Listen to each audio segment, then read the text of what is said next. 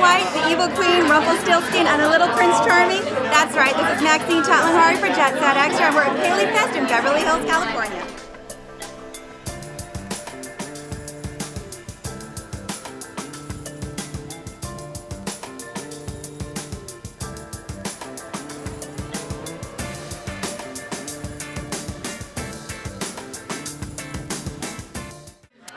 I've just become sheriff, and so I'm dealing with all the problems that happen in Storybrooke, and that's... Which there are no shortage of. No, there's no shortage of problems in Storybrooke, and also dealing with the disappearance of Catherine, and that becomes her first big case that she has to really take on. Every girl has an evil bitch in her.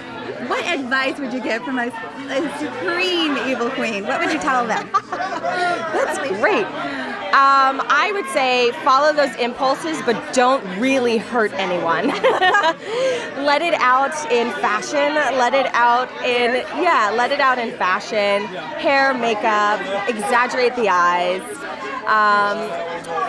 Be feisty, and that's what I do. I'm a New Yorker, so the feist is already in me. I was born with feist. So. You have to go back to the beginning of Rumpelstiltskin before he became Rumpelstiltskin, before he became this man with all these extensive powers. He had nothing to begin with. He's just a normal man. So an awful lot of what Rumpelstiltskin does is for effect. So that's why I've kind of played him a bit like that. It's a lot of flourishes and stuff like that, because he kind of likes himself, he loves himself, he likes being in that mode, because it's not really him. So I know that this show is really about costuming. Your mother has a Broadway costume design background. Yeah. How do you think they compare? Oh, my mother has actually said repeatedly, the work on this show is incredible. Please tell the designer. And the designer actually knew of my mom and had Eduardo is incredible. He's done such amazing work. I mean, every costume is made by hand. In a shop. He's got a bunch of little elves that, come in and sew.